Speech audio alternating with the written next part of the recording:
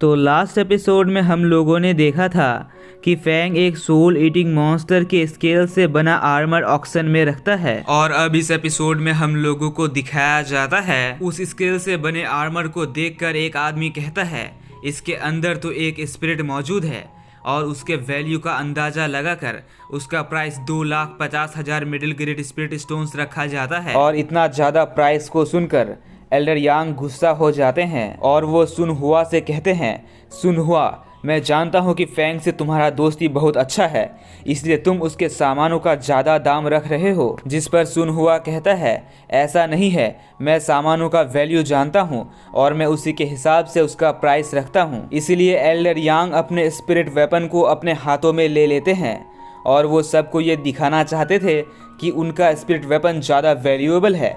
इसलिए वो फैंग के उस आर्मर पर अटैक करने जाते हैं, लेकिन उन्हें भी पता चलता है कि वो आर्मर तो सच में बहुत ज़्यादा पावरफुल है, क्योंकि उस आर्मर के अंदर से एक स्पिरिट बाहर निकलती है और वो खूब जोर से दहाड़ मारती है।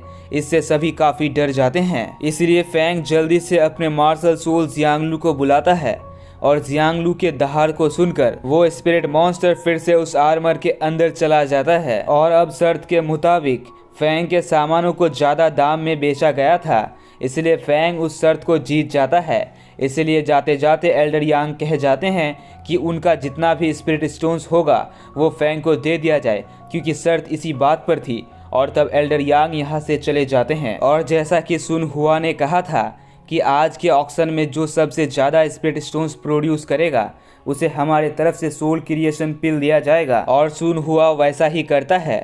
सुन हुआ फैंग को एक सोल क्रिएशन पिल लाकर देता है और तब सुन हुआ फैंग को ये भी कहता है कि आज के ऑक्शन में उसने सबसे ज़्यादा स्पिरिट स्टोन्स प्रोड्यूस किया है और उन लोगों के पास यहाँ पर अभी उतना स्पिरिट स्टोन नहीं है। इसलिए वो फैंग को अपने साथ चैंग सिटी चलने कहता है। और तब अगले सीन में हम फैंग और सुन हुआ को चैंग सिटी में देख पाते हैं, जहाँ सुन हुआ फैंग को स्पिरिट स्टोन्स के बदले बहुत ही इंपॉर्टेंट मेडिसिनल इंग्रेडिएंट्स देता है। और तब फैंग सुन हुआ से कहता है कि उसे एक बहुत ही अच्छा फर्नेस चाहिए। तो सुन हुआ उसे बहुत सारा फर्नेस दिखाता है, जिनमें से फैंग ड्रैगन फर्नेस को पसंद करता है और वो ड्रैगन फर्नेस को अपने पास रख लेता है। और बाकी बचे हुए स्पिरिट स्टोन्स का भी सुन हुआ फैंग को बहुत सारा मेडिसिनल इंग्रेडिएंट्स देता है, तो फैंग उन सब को भी रख लेता है। और तब फैंग सुन हुआ से पूछता है क्या उसके पास कम्युनिकेशन जेड है, जिस पर सुन हुआ उसे कहता है कम्युनिकेशन जेड उसके पास तो नहीं है, लेकिन वो उसे जाई ऑक्शन हाउस में मिल जाएगी। इसीलिए फैंग जाई ऑक्शन हाउस के लिए निकल जाता है।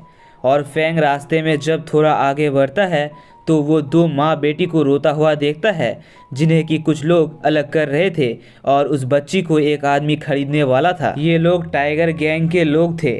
और तभी जाई झू यहाँ आ जाती है और इन लोगों से लड़ने लगती है और इन्हें हराने ही वाली थी। तभी एक आदमी जायझू के आँख में पॉइजन फेंक देता है, जिससे कि जायझू कुछ देख नहीं पाती। और तभी वो आदमी जायझू को एक पंच मार के दूर कर देता है, लेकिन जायझू के नीचे गिरने से पहले ही फैंग उसे पकड़ लेता है और उसे बचा लेता है। और तब टाइगर गैंग के लोग फैंग से लड़ने लगते हैं, लेकिन फैंग उन्हें हरा देता है। और तब फैंग अपने मार्शल सोल जियांगलू को बुलाता है, जिसे देखकर टाइगर गैंग के सभी लोग काफ़ी डर जाते हैं। और तब फैंग उन्हें कहता है अगर तुम्हें मुझसे बदला लेना है तो सीधे मेरे पास आ जाना, मेरा नाम फैंग है और मैं युआन कुई सेक्ट का डिसाइपल हूँ। और फैंग आखिर में ये भी कहता है अगर वो लोग दोबारा इस माँ बेटी को परेशान करेंगे तो फैंग उन्हें नहीं छोड़ेगा।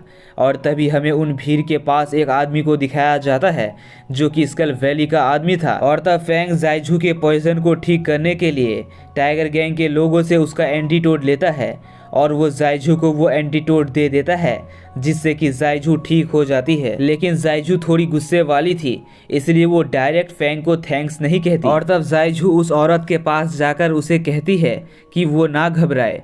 और तब फैंग और जायझू बात करते हैं तो जायझू को पता चलता है कि फैंग तो जाई ऑक्शन हाउस ही आ रहा था, क्योंकि उसे कम्युनिकेशन जेड चाहिए था। इसलिए जायझू फैंग को अपने साथ लेकर जाती है। और तब अगले सीन में हम जाई हाउस में बहुत सारे लोगों को देखते हैं, जिनमें से एक ग्रैंडपा इंग हाउ भी थे, लेकिन उन्हें अभी तक यंग मास्टर मिंग चैंग के कातिल का पता नहीं चल पाया था। और तभी ग्रैंडपा इंग हाउ को फैंग के ऊपर शक हो जाता है और वो कहते हैं, फैंग मुझे लग रहा है कहीं ना कहीं मिंग चैंग के मरने के पीछे तुम्हारा कोई हाथ हो सकता है, क्योंकि जायजू से तुम्हारा इतना अच्छा दोस्ती कोई इत्तेफाक नहीं होगा। और मैंने कुछ दिन पहले ही सुना था कि तुम इतने ताकतवर हो, तुमने अकेले ही स्कल वैली के सारे लोगों को हरा दिया, और जो कोई भी उस आदमी को उस दिन भेजा था उसे मेरे ताकत का पूरा अंदाज़ा था, इसलिए उसने एक ताकतवर आदमी को भेजा था। इसलिए वो फैंग के स्किल्स को चेक करने के लिए फैंग से लड़ना चाहते हैं और फैंग पर अटैक कर देते हैं। तो दोस्तों आज के लिए बस इतना ही। तो ओके बाय, मिलते हैं अगली वीडियो में।